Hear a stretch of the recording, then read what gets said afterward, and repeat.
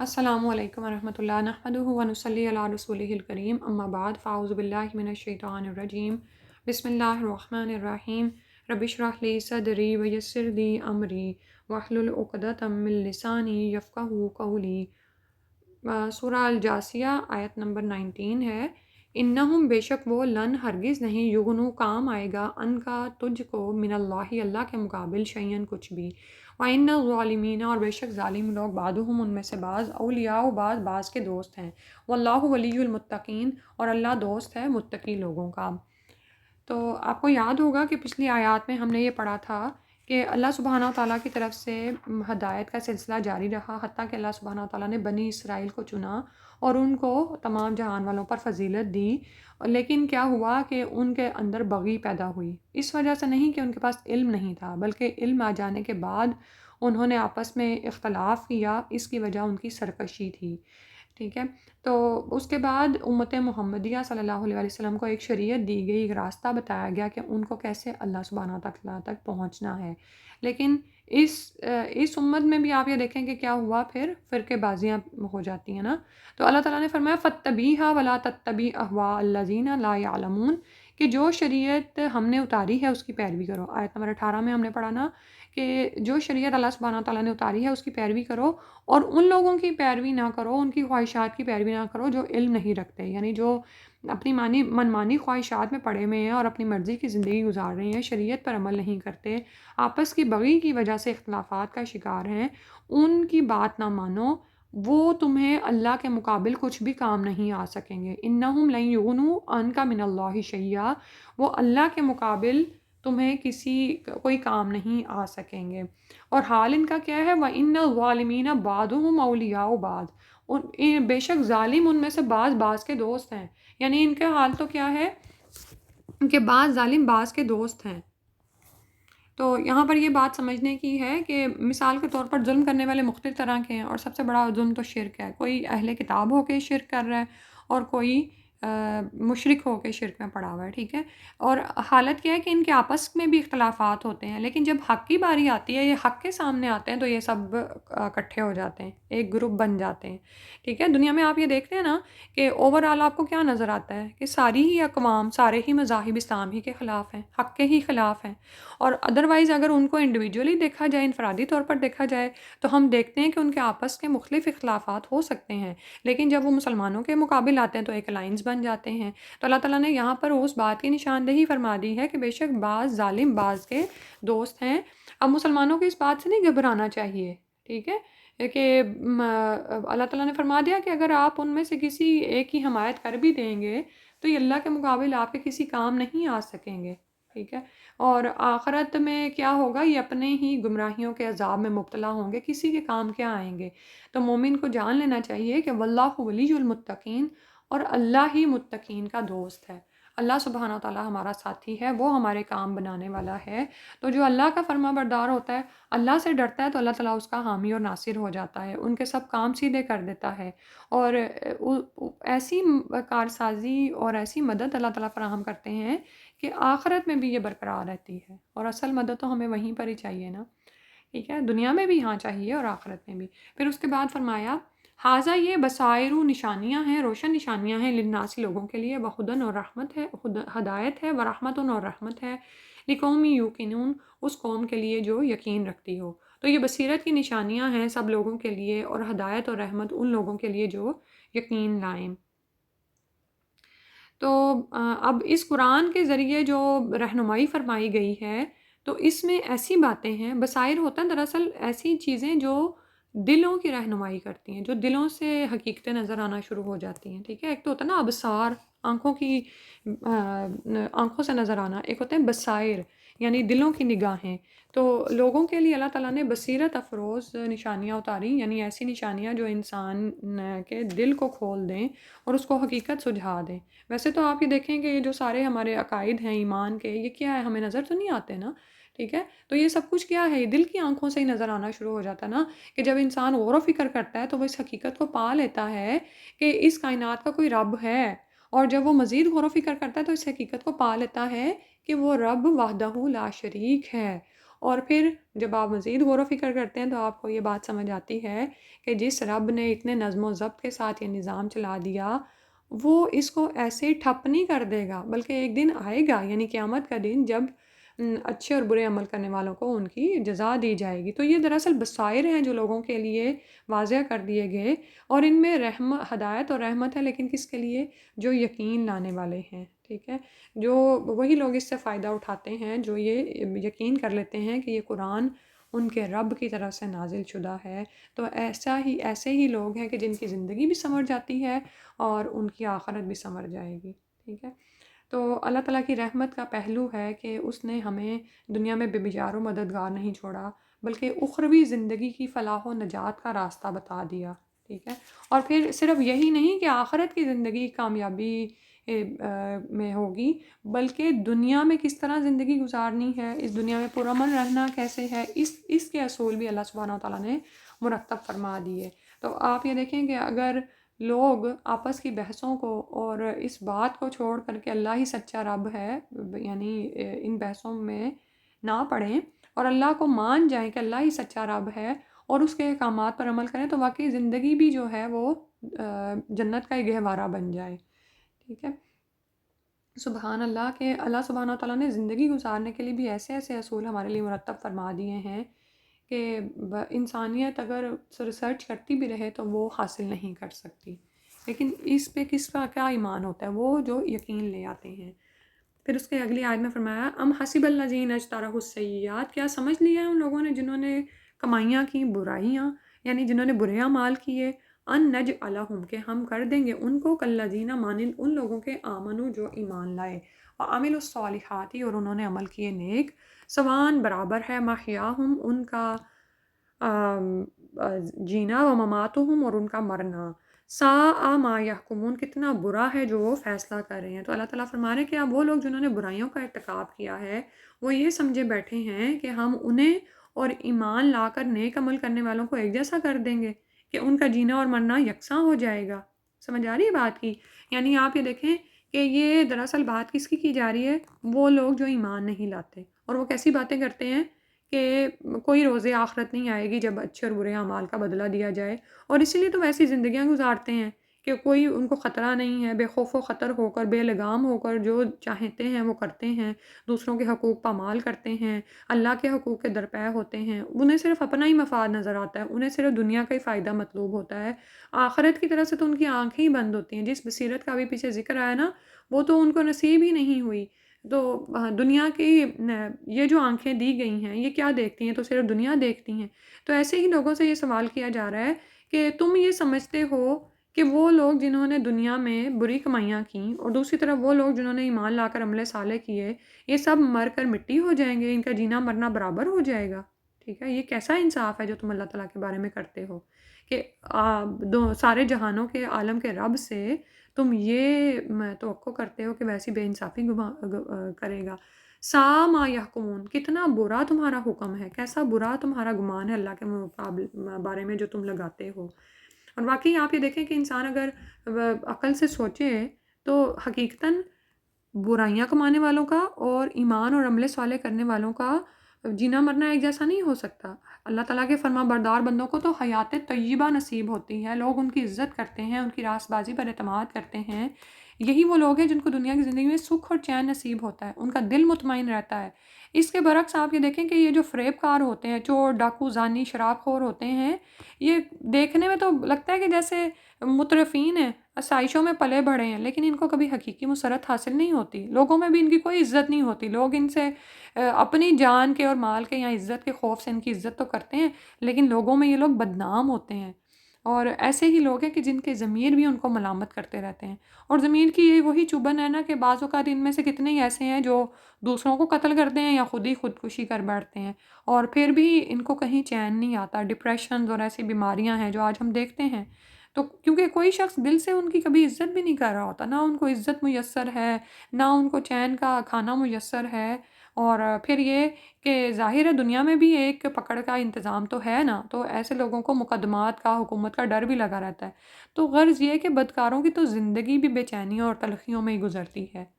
تو حالانکہ موت کا تو وقت مقرر ہے، اس سے پہلے ہی مرے جا رہے ہوتے ہیں، ہر وقت ان کو ایک ہی وہ یعنی ڈپریشن ہی لگا رہتا ہے، ٹھیک ہے، پکڑ کا۔ تو اب زندگی بھی برابر نہیں ہے۔ اس کے برعکس آپ یہ دیکھیں کہ ایمان اور اعمال صالح کرنے والے کیسے چین اور سکھ سے رہتے ہیں نا۔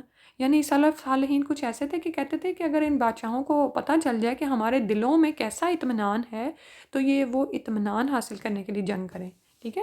ایمان کی ایک حلاوت ہوتی ہے جو آپ کو ٹھنڈک اور سرور دیتی ہے، ٹھیک ہے، جس میں انسان کو صرف اپنے رب سے ڈر لگتا ہے، وہ صرف اپنے رب کی رضا چاہتا ہے، اسی کی ناراضگی کا خوف اس کو لرزاں رکھتا ہے۔ اور جب وہ ایمان کے مزید درجے چڑھتا چلا جاتا ہے نا تو ایک اطمینان اور سکون بھی اس کے اندر آ جاتا ہے، ٹھیک ہے۔ یہ نہیں ہوتا کہ آپ سے غلطیاں نہیں ہوتی، بعض اوقات آپ سے اللہ کے حق میں کوئی نافرمانی بھی ہو جاتی ہے، لیکن دلوں کا جو ایک چین اور سکون ہے نا وہ قائم رہتا ہے۔ کیونکہ انسان اس بات پر ایمان لے آتا ہے کہ میرا رب اللہ ہے، وہ اللہ کے گروپ میں شامل ہو جاتا ہے نا، اللہ کی جماعت میں شامل ہو جاتا ہے۔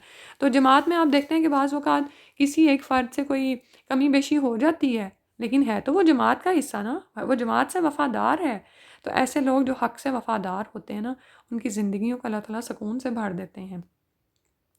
تو جیسے دنیا میں نہیں ہوتا کہ ان کا جینا مرنا ایک جیسا ہو، تو آخرت میں بھی نہیں ہوگا، ایک جیسا نہیں بن سکتا۔ یہ ناممکن ہے کہ دونوں طرح کے انسان مر کر مٹی میں مٹی بن جائیں، کسی سے کوئی باس پرس نہ ہو، نیک لوگوں کو ان کے اچھے اعمال کا بدلہ نہ دیا جائے، برائے لوگوں کو ان کے برے اعمال کا بدلہ نہ دیا جائے۔ تو یہ دراصل دوبارہ جی اٹھنے پر پہلی عقلی دلیل ہے جو دی جا رہی ہے، اور اللہ تعالیٰ کی صفت عدل کے تقاضا کے عین مطابق ہے۔ اس کے بعد فرمایا وَخَلَقَ اللَّهُ السَّمَاوَاتِ وَالْأَرْضَ بِالْحَقِّ، یعنی اب غور و فکر کرایا جا رہا ہے، غور و فکر کرو۔ اور اس نے یعنی اللہ نے پیدا کیا آسمانوں اور زمین کو حق کے ساتھ، وَلِتُجْزَى كُلُّ نَفْسٍ بِمَا كَسَبَتْ، اور تاکہ بدلہ دیا جائے ہر نفس کو اس کا جو اس نے کمائی کی، وَهُمْ لَا يُظْلَمُونَ، اور وہ ظلم نہیں کیے جائیں گے۔ تو ابھی جو بتایا نا کہ دوبارہ جی اٹھنے پر دلیل دی جا رہی ہے، دوسری دلیل ہے، تو فرمایا کہ اللہ تعالیٰ کی صفت حکیم ہونے کے تقاضا کے عین مطابق ہے یہ بات۔ اللہ تعالیٰ نے حق کے ساتھ آسمانوں اور زمین کو پیدا فرمایا ہے۔ اللہ تعالیٰ کا کوئی بھی کام حکمت اور مصلحت سے خالی نہیں ہوتا۔ تو کیا یہ جو سارا کارخانہ کائنات چلا دیا گیا ہے یہ حکمت سے خالی ہو سکتا ہے؟ اس دنیا کی ایک ایک چیز تو انسانوں کے لیے پیدا کی گئی ہے، ہر چیز کو انسان کا انسان کے لیے مسخر کر دیا گیا ہے، انسان ہر چیز سے فائدہ اٹھا رہا ہے، ٹھیک ہے۔ تو اب اگر انسان اچھے یا برے اعمال جیسے بھی اس دنیا میں کرتا رہے اور اس کے بعد مر جائے تو اس سے کوئی پوچھ نہیں ہوگی کہ دنیا میں تم کیا کر کے آئے، کہ کائنات کو پیدا کیا گیا تمہارے لیے، تمہیں یہاں پر نیابت کی ذمہ داری دی گئی، یہاں کے جانوروں کو، پودوں کو، ہر چیز کو تمہارے لیے مسخر کر دیا گیا، تمہیں یہاں پر فائدہ اٹھانے کا موقع دیا گیا۔ تو کیا تمہیں یہ سب کچھ بے سود لگتا ہے، عبث لگتا ہے، ایک کھیل تھا جو کہ چلا دیا گیا تھا؟ ایسا کام کرنا تو اللہ تعالیٰ کی حکمت کے سراسر منافی ہے۔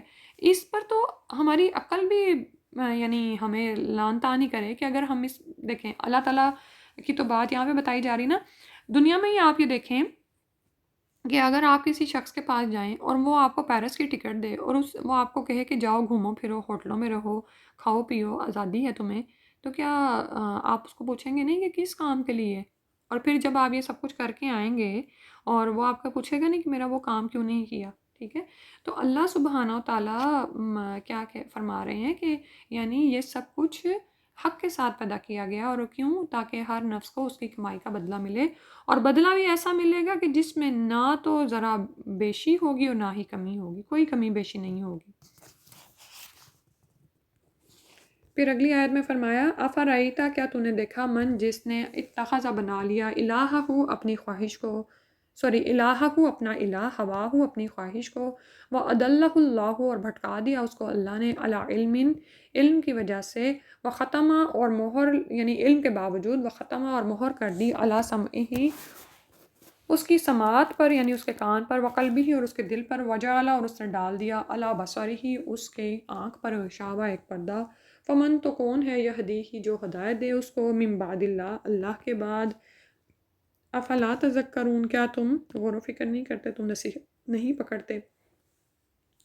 تو اب یہاں پر وہ شخص بتایا جا رہا ہے کہ جسے اللہ تعالیٰ کے سامنے حاضر ہونے کا، اپنے اعمال کی جواب دہی کا کوئی یقین نہیں ہے۔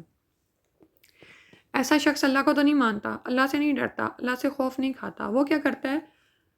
من اتخذ الہہ ہواہ، وہ اپنی ہی خواہش نفس کو اپنا الہ بنا لیتا ہے کہ میرا تو اب دل یہ کر رہا ہے، میری یہ خواہش نفس ہے، مجھے یہ کرنا ہے، تو وہ انہی کو پورا کرتا چلا جاتا ہے اور اپنے اوپر کسی اخلاقی پابندی کو، شریعت کی عائد کردہ پابندیوں کو قبول نہیں کرتا. ٹھیک ہے. تو اور پھر حال اس کا کیا ہوتا ہے کہ پھر وہ بھٹکتا ہی چلا جاتا ہے، آگے سے آگے بڑھتا چلا جاتا ہے. اب اللہ تعالیٰ ظالم نہیں ہے کہ اللہ تعالیٰ فرما رہے ہیں کہ اللہ تعالیٰ نے بھٹکا دیا اس کو اس کے علم کے باوجود، بلکہ اس کے سامنے حق و باطل کو واضح کیا جاتا ہے، اس کے سامنے سارے دلائل بصیرت و فروز آتے ہیں، لیکن وہ ان سے یعنی سبق نہیں پکڑتا. اب یہاں پر رک کے ذرا سوچیں کہ یہ وہ شخص ہے جس نے اپنی خواہش کو الہ بنا لی ہے. یہ جو خواہش کو الہ بنانا ہے نا، وہاب کہتے ہیں کہ جب دو کام تمہارے سامنے ہوں، وہاب بن منبع، تو کیا کرو کہ ایک اور دونوں میں سے ایک کرنا ہے، آپ نے چوائس کرنی ہے کہ ایک کرنا ہے، تو وہ کر لو جو تمہاری خواہش سے زیادہ دور ہو. یعنی اپنی خواہش کو مارو، اس پر قابو پاؤ. اور یہ کیا ہے دراصل؟ خواہش کیا ہے؟ نفس ہے نا، کہ اپنی نفس پر قابو پاؤ. ٹھیک ہے. یہ تو بے لگام گھوڑا ہے. اور کون سا وہ لفظ امارہ، کہ نفس امارہ تو ہمیشہ برائی ہی کا حکم دیتا ہے. یہ ہم نے اس کو قابو کرنا ہوتا ہے، اس کو ٹیم کرنا ہوتا ہے، اس کو راہ پر لانا پڑتا ہے، اس کو شریعت پر چلانا پڑتا ہے. ٹھیک ہے. کیونکہ اب اگر کوئی اپنی خواہش نفس کی پیروی کرتا چلا جاتا ہے نا، تو اللہ تعالیٰ اس کو اسی راہ پہ آسانی دے دیتے ہیں، اللہ تعالیٰ اس کو بھٹکا دیتے ہیں. پھر کیا ہوتا ہے کہ اس کے کان پر مہر لگ جاتی ہے، اس کے دل پر مہر لگ جاتی ہے. ویسا شخص پھر اللہ تعالیٰ کے احکامات کی پیروی نہیں کر سکتا. ٹھیک ہے. اللہ تعالیٰ اس کی آنکھ پر پردہ ڈال دیتے ہیں. تو ذرا سوچو کہ جسے اللہ کی بات نے نہیں بدلا، فَمَن يَهْدِيهِ مِن بَعْدِ اللَّهِ، تو کون اس کو ہدایت دے گا اللہ کے بعد؟ افلا تذکرون، کیا تم نصیحت نہیں پکڑتے ہو، دیکھتے نہیں ہو؟ اللہ سبحانہ و تعالیٰ ہمیں ہمارے نفس کا غلام ہونے سے بچا لے. اور یہاں پر یہ میں ذکر کر دوں، آپ دیکھیں کہ بعض اوقات ہم کچھ چیزوں میں ہم یعنی گناہ تو نہیں کر رہے ہوتے، لیکن نفس کی خواہش کے پیچھے اسراف میں پڑ جاتے ہیں، حد سے بڑھ رہے ہوتے ہیں. یہ بھی ناپسندیدہ ہے. اور یہ چیزیں اب بہت عام ہوتی چلی جا رہی ہیں. جو انسان ترقی کر رہا ہے نا، تو دنیا کی یعنی دنیا اتنی زیادہ ٹیمپٹیشنز کے ساتھ سامنے آ رہی ہے کہ آخرت پر حقیقتاً پردے ہی پڑتے چلے جا رہے ہیں نا. جیسے اب یہاں پر آنا نا کہ وجعل علی بصرہ غشاوہ، اور اس نے کر دیا اس کی آنکھ پر پردہ. تو حقیقت میں کیا ہوتا ہے کہ انسان کو آخرت کی حقیقت نظر نہیں آتی، وہ دنیا میں ہی پڑ جاتا ہے. ٹھیک ہے. دیکھنے میں آپ یہ دیکھیں کہ کھانا پینا کیا ہے، روکا تو نہیں گیا، اچھا کام ہے، جائز کام ہے، لیکن اتنا زیادہ کھانا، اسراف کی حدوں کو چھونا، اور پھر بہت زیادہ سونا، اور اسی طرح پھر بہت زیادہ خواہش نفس میں پڑ جانا، شہوت کی خواہش رکھنا. ٹھیک ہے. تو جوں آپ یہ دیکھیں کہ انڈسٹریل ریولوشن ہوا ہے، اس کے بعد سے تو لوگ یعنی عام مسلمان بھی جو ہیں نا، وہ بھی اعتدال کی حدوں کو کراس کر رہے ہیں، آگے سے آگے بڑھ رہے ہیں. بہت زیادہ ایکسٹراویگنس ہے، بہت زیادہ ہے، معاملات میں، کھانے پینے میں، ہر چیز میں.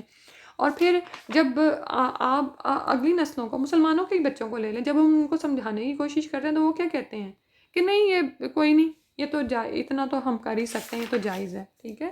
تو حالانکہ وہ اعتدال سے نکلے ہوئے ہوتے ہیں، اور پھر جب ان کو کچھ باتوں پر روک ٹوک کی جاتی ہے تو وہ کہتے ہیں کہ کیوں آپ روک رہے ہیں. آپ یہ دیکھیں کہ بچپن میں کیا ہوتا تھا کہ ہمارے کھانے پینے کے ٹائمنگ، ہمارے سونے جاگنے کے اوقات مقرر ہوتے تھے، اور پھر اسی طرح کھانے پینے کے دوران وقفہ، یعنی پہلے تو لوگ 2 ٹائم کا کھاتے تھے، پھر 3 ٹائم کا، اور اس کے بعد اب آپ دیکھیں کہ اب 4 5 ٹائم کا کھاتے ہیں. تو یعنی اعتدال کی روش سے ہٹ کر انسان جیسے آگے بڑھتا چلا جا رہا ہے نا، تو یہ کیا ہے؟ یہ نفس کی خواہشات ہیں، ان پر قابو پانا ہے. اللہ تعالیٰ ہمیں توفیق دے کہ ہمیں یہ چیز نظر آ جائے اور ہم اس پر قابو پائیں، اور اس میں ہمارا ہی فائدہ ہے. افلا تذکرون، تم غور و فکر نہیں کرتے، تم نصیحت نہیں پکڑتے ہو. ٹھیک ہے. کہ کس طرح پہلے لوگوں کی صحت تھی اور کیسے پہلے لوگوں کے ایمان تھے، کیونکہ جو آپ کھا رہے ہوتے ہیں نا، وہ آپ کی شخصیت کی کیمسٹری پہ اثر انداز ہو رہا ہوتا ہے. ٹھیک ہے. حلال کھا رہے ہو، حرام کھا رہے ہو، اگر حلال بھی کھا رہے ہو تو کتنا زیادہ کھا رہے ہو، جنک کتنا کھا رہے ہو، فضول باتوں میں، فضول کاموں میں کتنا پڑے ہوئے ہو. ٹھیک ہے. اللہ سبحانہ و تعالیٰ بچائے ان تمام چیزوں سے. اور یہ کیا ہے؟ خواہش نفس ہی ہے جو انسان کو بھٹکاتی ہے نا، کہ پھر انسان کا فوکس، اس کا سینٹر اللہ نہیں رہ جاتا، اس کا فوکس، اس کا سینٹر آف اٹینشن خواہش نفس ہو جاتی ہے کہ میں اس کو بس راضی کر لوں، میں یہ حاصل کر لوں. اللہ سبحانہ و تعالیٰ ایسی حالت سے بچائے. پھر فرمایا وقالو، اور وہ کہتے ہیں ما ہی یا نہیں ہے وہ، الا مگر حیاتنا الدنیا، دنیا ہی کی زندگی ہے بس، نموت ہم مرتے ہیں، ونحیا اور ہم زندہ ہوتے ہیں، وما یہلکنا اور نہیں ہمیں ہلاک کرتا الا الدہر مگر زمانہ، یعنی زمانہ ہی ہے، چلتا چلا جا رہا ہے، ہم آ رہے ہیں، مر رہے ہیں، جی رہے ہیں، اسی طرح دنیا کا نظام چل رہا ہے، نعوذ باللہ۔ وما لہم اور نہیں ہے ان کے لیے بذالک اس کا من علم کوئی علم، انہم الا یظنون مگر وہ گمان ہی کرتے ہیں، اٹکل پچو باتیں ہی کرتے ہیں۔ تو یہاں پر یہ فرمایا جا رہا ہے کہ ان کا عقیدہ کیا ہے کہ دنیا کی زندگی بس ایسے ہی چل رہی ہے، ہم مر رہے ہیں، ہم زندہ ہوتے ہیں، کائنات اسی طرح چل رہی ہے، چلتی چلی جائے گی، اور یعنی کہ آخرت پہ دوبارہ اٹھنے کا عقیدے کا انکار ہو رہا ہے کہ دوبارہ کسی کے مر کر جینے کا کوئی سوال نہیں ہے، نعوذ باللہ۔ تو اور پھر اس کو کیا کہتے ہیں، عدل الدہر، کہ زمانہ ہی ہے جو ہمیں ہلاک کرتا ہے اور ہمیں زندہ کرتا ہے، یعنی اللہ کا نام تو جیسے اب دیکھیں اب نکال ہی دیا گیا ہے نا۔ اس سے پہلے ہم دیکھتے ہیں کہ جب تک انڈسٹریل ریولوشن نہیں تھا تو کسی نہ کسی حد تک اللہ کا تصور موجود تھا، چاہے اس کو لوگ اللہ نہیں کہتے تھے، بھگوان کہتے تھے، یا کوئی سپر پاور مانتے تھے، لیکن اس کے بعد اس سے بھی آگے بڑھ کر جو انسان فتنے میں پڑا کہ اللہ کا انکار کر دیا، اور اس کو کیا کہہ دیا، زمانہ، کہ یہ تو دراصل زمانے کا الٹ پھیر ہے، گردش لیل و نہار ہے، تو اسی سے یہ سارا کچھ نظام چل رہا ہے، لوگ جیتے ہیں اور اس کے بعد مر جاتے ہیں، اور ایسے ہی بس ختم چل رہا ہے سارا نظام۔ تو سیدنا ابو ہریرہ رضی اللہ عنہ کہتے ہیں کہ رسول اللہ صلی اللہ علیہ وسلم نے فرمایا کہ اللہ تعالیٰ ارشاد فرماتا ہے کہ ابن آدم مجھے دکھ پہنچاتا ہے جب وہ دہر یعنی زمانے کو گالی دیتا ہے، حالانکہ دہر میں خود ہوں، تمام معاملات میرے ہی ہاتھ میں ہیں، میں ہی رات اور دن پھیر کر لاتا ہوں۔ یہ بخاری کتاب و تفسیر کی حدیث ہے جو کہ اسی آیت یعنی سورہ الجاثیہ کی اس آیت کی تفسیر میں بیان کی گئی۔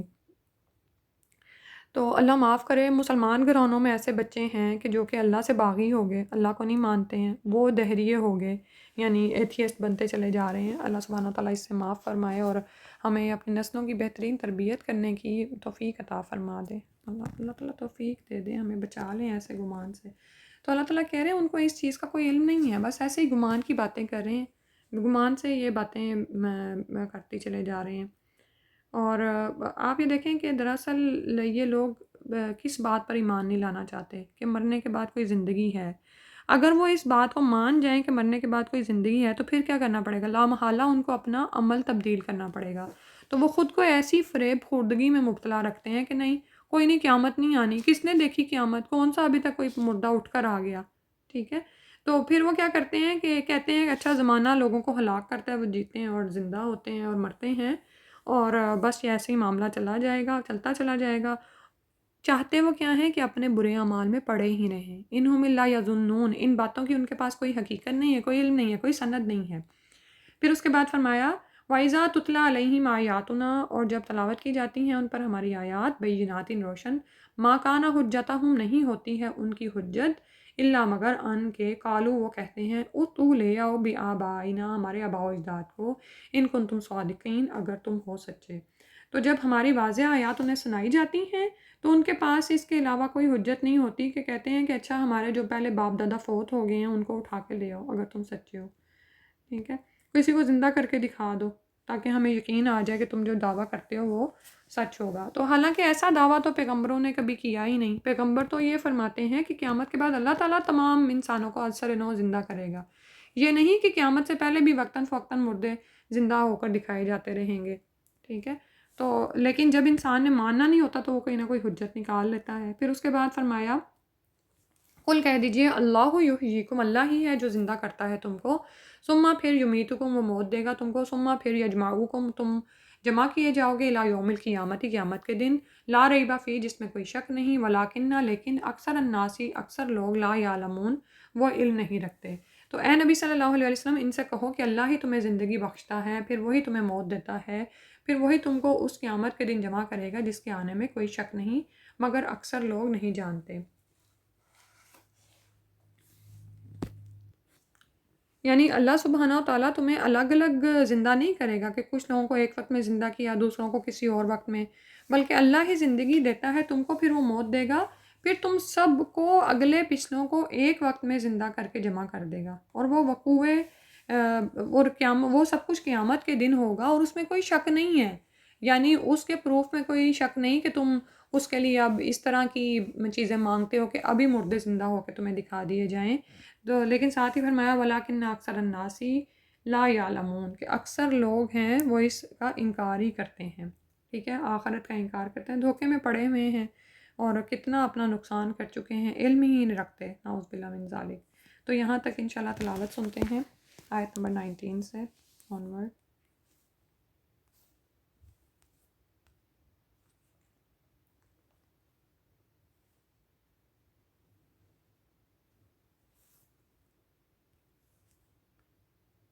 إنهم لن يغنوا عنك من الله شيئا وإن الظالمين بعضهم أولياء بعض والله ولي المتقين.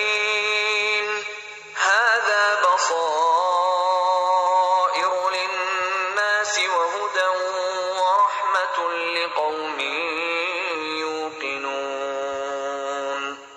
أم حسب الذين اجترحوا السيئات أن نجعلهم كالذين آمنوا وعملوا الصالحات سواء محياهم ومماتهم ساء ما يحكمون. وخلق الله السماوات والأرض بالحق ولتجزى كل نفس بما كسبت وهم لا يظلمون. أفرأيت من اتخذ إلهه هواه وأضله الله على علم وختم على سمعه وقلبه وجعل على بصره غشاوة فمن يهديه من بعد الله أفلا تذكرون. وقالوا ما هي إلا حياتنا الدنيا نموت ونحيا وما يهلكنا إلا الدهر وما لهم بذلك من علم إن هم إلا يظنون. وإذا تتلى عليهم آياتنا بينات ما كان حجتهم إلا أن قالوا ائتوا بآبائنا إن كنتم صادقين. قل الله يحييكم ثم يميتكم ثم يجمعكم إلى يوم القيامة لا ريب فيه ولكن أكثر الناس لا يعلمون. سبحانک اللہم و بحمدک نشہد ان لا الہ الا انت نستغفرک و نتوب الیک. السلام علیکم ورحمۃ اللہ.